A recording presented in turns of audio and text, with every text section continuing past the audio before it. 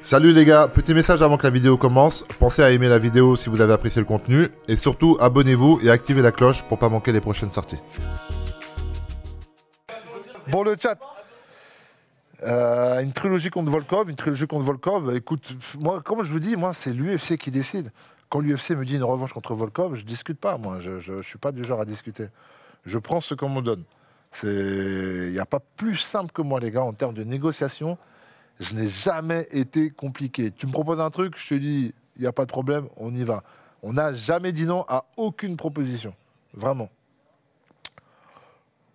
Comment va mon pied? Ben, mon pied, comme je l'ai dit, pour ceux qui n'étaient pas là tout à l'heure, ben voilà, hein, il y a 3 fractures, dont une qui est fragmentée sur le gros pouce et 2 métatarses. Donc c'est normal que j'étais complètement inhibé pendant le combat, parce que normalement on n'est pas censé marcher avec ça, tu vois, et encore moins sauter dessus, et encore moins envoyer des coups. Mais voilà, donc on a au moins un gros 2 mois, je pense, où je pourrais pas taper dessus. Je vais reprendre la prépa, comme je disais, je vais reprendre les trucs et tout, mais je pourrais pas taper dessus. Ça, c'est une certitude. Mais tout va bien, sinon tout va bien. Bientôt un fight contre Manu. Lequel Manu?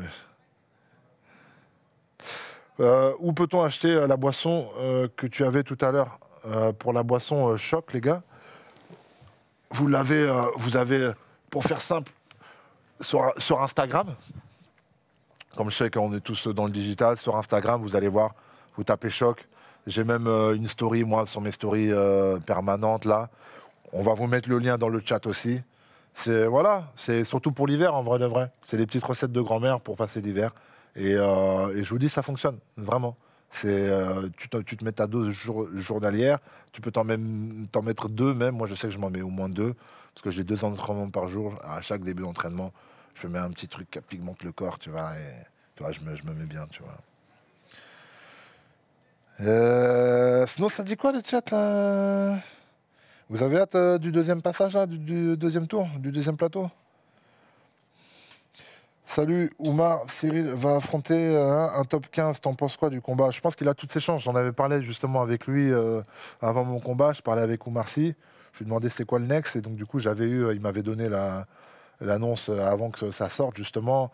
Il a largement les capacités de passer ce combat-là.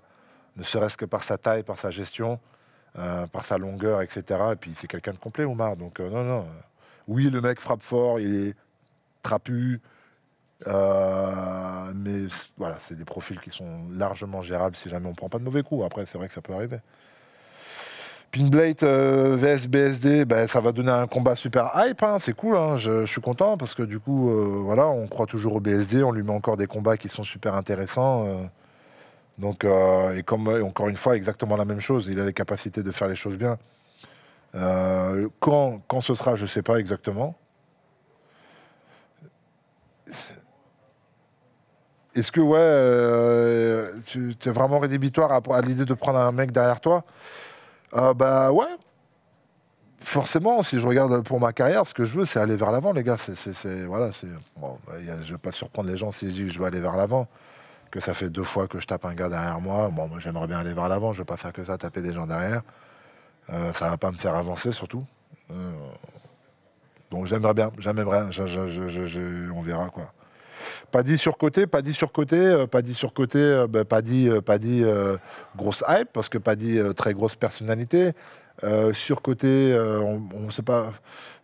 Surcoté, non, je pense qu'il n'est pas surcoté. Je pense que c'est un très bon combattant. Après, il a une très grosse hype par rapport à ce qu'il a accompli sportivement, mais ça reste même un très bon combattant.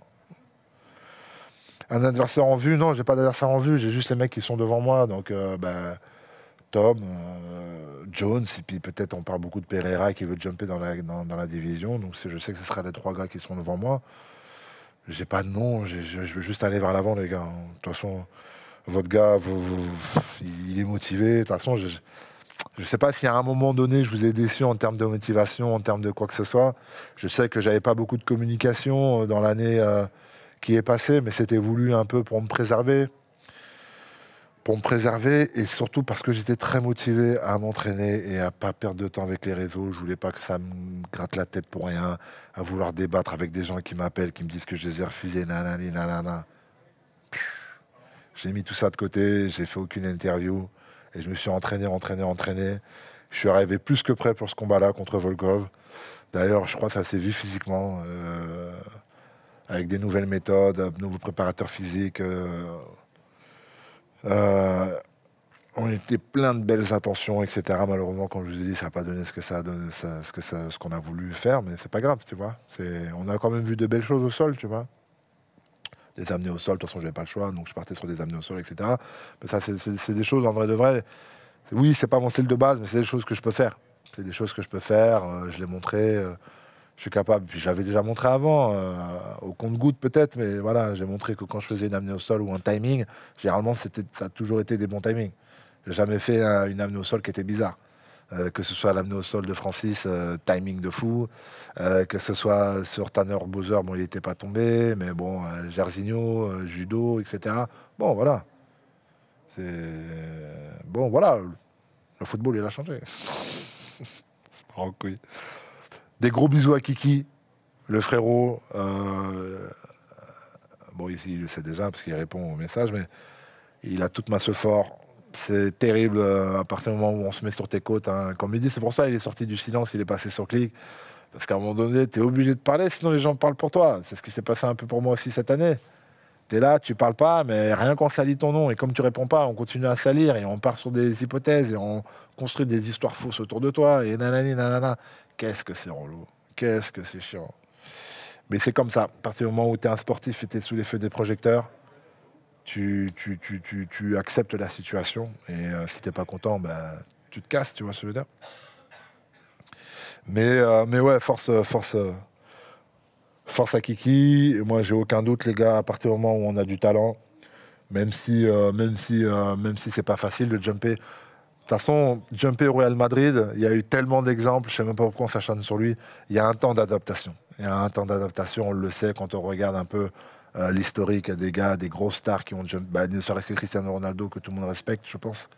Il avait des stats encore moins bonnes sur les premiers mois, sur les 4-5 premiers mois que Kylian Mbappé. Et pour autant, il a fait une carrière de fou au Real de Madrid. Et ça reste un... Donc, quand on prend la big picture, il n'y a aucun souci à se faire. Il n'y a aucun souci à se faire. Moi, j'ai aucun souci, surtout que le boug, il est déterminé dans sa tête. Ça ne bougera pas. Grosse force à Kiki. À Kiki de Bondy. Avec Benzema, c'était galère au début. Ouais, c'est vrai, Benzema, c'était galère. Il a fait une carrière de fou au Real de Madrid. Donc, non... Je pense qu'il y a vraiment moyen qu'il fasse une carrière de fou malade. De toute manière, il est là où il faut pour gagner le plus de titres possible. Donc non, ça prend le temps, il y a un temps d'adaptation, tout le monde le sait, mais ça va le faire. Ronaldo a très bien démarré au Real. Bah, c'est pas ce que disent les stats, copain. Cyril aime trop le foot. Non, c'est pas que j'aime trop le foot. Ouais, j'aime trop le foot. Ouais, j'aime trop le foot de fou. D'ailleurs, faudrait que je fasse... Voilà, il y a SDM, il y a Midsizer... Mon Camille aussi, qui est un peu dans la musique. Je voulais faire un truc à full musique, tu vois. Bon, je mélange. Il y aura aussi un peu de footeux, un peu. Bah, Camille est aussi dans l'acting maintenant, du rap. Il y a un peu de tout. Mais je me dis, des fois, ça pourrait être pas mal de faire des plateaux parce que j'ai des amis aussi dans le foot, tu vois. Je fais des matchs variétés, etc. J'aimerais bien faire des plateaux 100% foot, nouvelle génération et ancienne génération des retraités. Il faudrait que je fasse aussi une émission rap à mort, tu vois. Dites-moi si vous êtes chaud en vrai de vrai, les gars. Qu'on fasse un truc même rap en mode micro. Maintenant, on est posé comme si on était dans une station de radio, tu vois ce que je veux dire. Et pourquoi pas lâcher un 16, moi aussi, tu vois. Je pourrais lâcher un couplet. Qui sait, ça se trouve, je m'entraîne, hein. Ton film sort quand? Le film que j'ai tourné cet été sortira normalement au mois de mars-avril, à peu près. Je pense que j'aurai de la promo à faire avant. Je sais pas trop comment ça fonctionne, je sais pas trop combien de temps en amont c'est censé se faire. Mais ouais, je vais pull up ça, les gars. Je vais ramener des artistes, je vais pull up ça. Ouais, il y a un film qui va sortir. Bah, il y a un film qui va sortir, les gars, parce que ouais, cet été, j'ai fait 1 mois et demi, 2 mois de tournage. Et d'ailleurs, c'est la raison pour laquelle, malheureusement, on m'avait fait une proposition, et c'était la seule qu'on m'avait fait de l'année, de combattre contre Thomas Pinal dans 4 semaines. Malheureusement, j'étais en plein tournage. J'ai laissé l'UFC quand même discuter avec la prod, histoire de voir s'il y avait moyen de faire ce combat-là ou pas, si la prod pouvait, encore une fois. Mais bon, c'était pas possible. C'était pas possible, donc malheureusement, on n'a pas pu. Mais ouais, j'ai fait un film.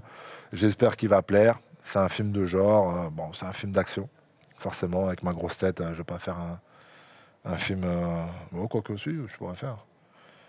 Mais donc voilà, ça va sortir mars-avril. J'espère que ça va vous plaire.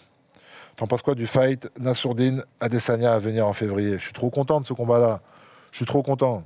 Nassourdine, moi, je vous l'ai dit, enfin, je l'ai dit depuis le début. Nas, c'est une galère. C'est un sacré combattant. Il lui manquait un peu, tu vois,